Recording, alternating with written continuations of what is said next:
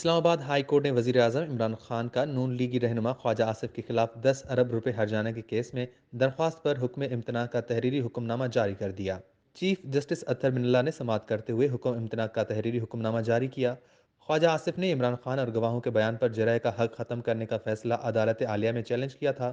عدالت کے تحریری حکم نامے میں کہا گیا کہ درخواست گزار کے وکیل نے بتایا کہ دونوں فریقین ہی تاخیر کے ذمہ دار ہیں۔ تحریری حکم نامے میں اسلام آباد ہائی کورٹ نے کہا کہ ہرجانے کا دعویٰ 2012 میں دائر ہوا اور 5 جنوری 2021 کو ایشوز فریم ہوئے۔ عدالت عالیہ کے تحریری حکم نامے میں کہا گیا کہ وکیل نے بتایا کہ ایشوز فریم ہونے کے بعد پٹیشن کی طرف سے کوئی تاخیر نہیں ہوئی۔ تحریری حکم نامے میں کہا گیا کہ وکیل کے مطابق گواہوں پر جرح کا حق محفوظ کیا گیا ہے، جو عدالت نے ختم کر دیا۔ عدالت نے اپنے تحریری حکم نامے میں کہا کہ وکیل نے دلائل دیے کہ خواجہ آصف سے تاخیر جان بوجھ کر نہیں ہوئی۔ تحریری حکم نامے میں اسلام آباد ہائی کورٹ نے مزید کہا کہ وزیر اعظم عمران خان کو جواب جمع کرانے کے لیے نوٹس جاری کیا جاتا ہے۔ عدالت عالیہ کے تحریری حکم نامے میں کہا گیا کہ اس سلسلے میں 12 جنوری تک سیشن کورٹ میں کارروائی آگے نہ بڑھائی جائے۔